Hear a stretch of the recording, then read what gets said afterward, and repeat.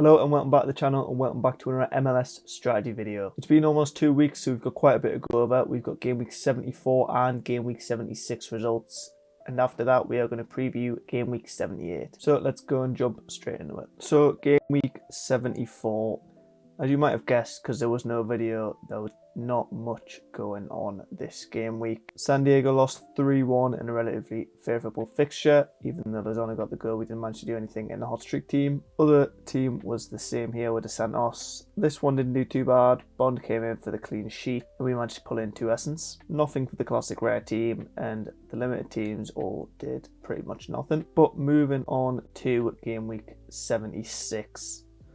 The limited teams didn't do too badly. The in-season team, we managed to get a clean sheet with Minnesota. Joaquin Pereira got the goal, Zaha got a goal, Abarda got a goal, but unfortunately gave a penalty away.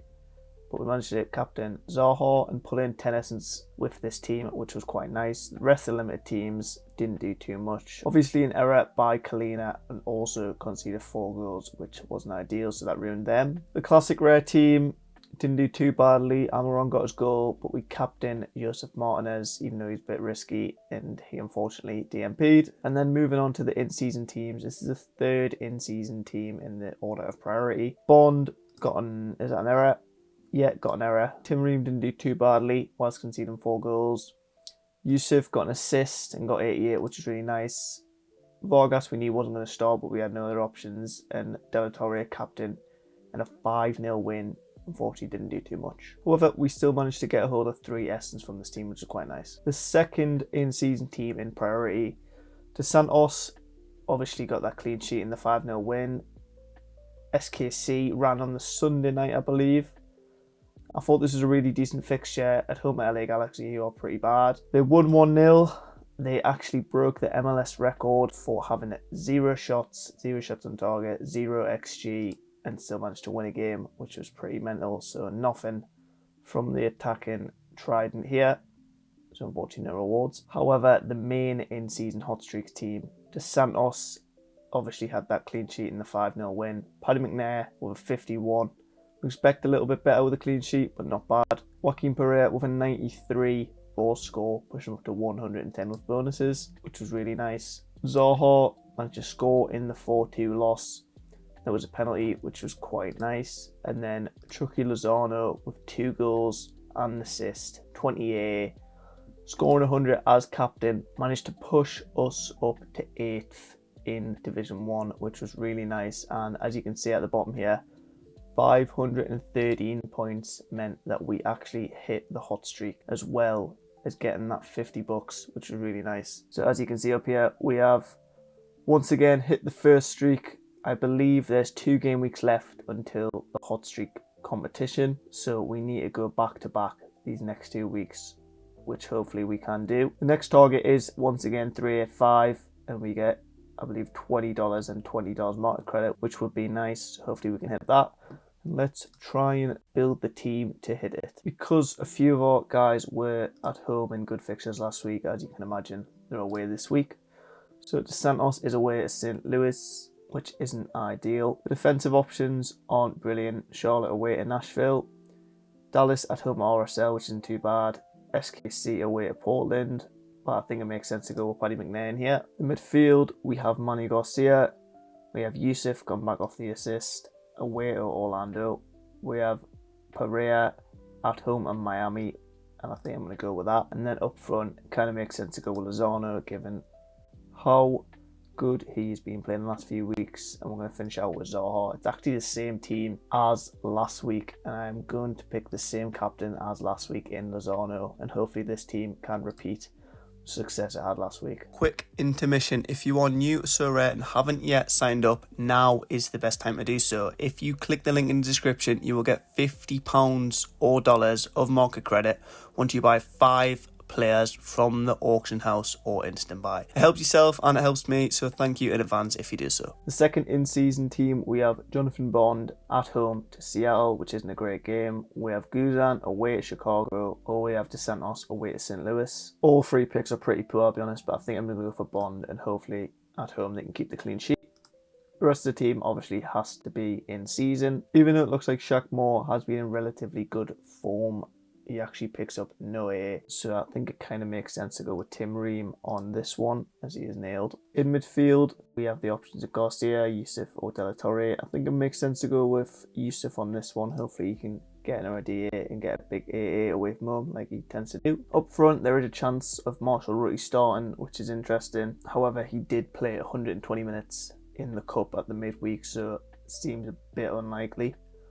So I think it makes sense to go for one of the SKC boys up top, and I think I am going to choose Shaloi, as he seems to be getting more minutes when he's starting. And then the extra position, we are going to go for De La Torre.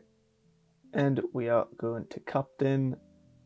I think we're going to captain De La Torre actually, as he is the most DA capable here. I'm going to lock that in. For the third and final in-season team, just can't pick Atlanta unfortunately, so we're going to have to go with Santos again. And I think it kind of makes sense, like we did last week, to just load up the SKC stack in here, which we have kind of fallen into. Just remember that Dembe did come off with what looked like a hamstring injury, so I think Leopold will start this one. And then the extra position is a bit more open. I think I'm going to pick Shaq Moore in this one, as he is a safe starter in a relatively good home fixture. I'm going to captain Manu Garcia in this one. Hopefully he can get a DA. Then the classic team, we have Guzan. Derek Williams is back, but scored pretty poorly on his return, so I think I'm going to go for Yedlin in this one. I'm going to pick Almiron in midfield, and then the only safe starter here appears to be Ajamang, so we're going to have to go with him. And then the extra position, I'm going to go with Matty Longstaff here.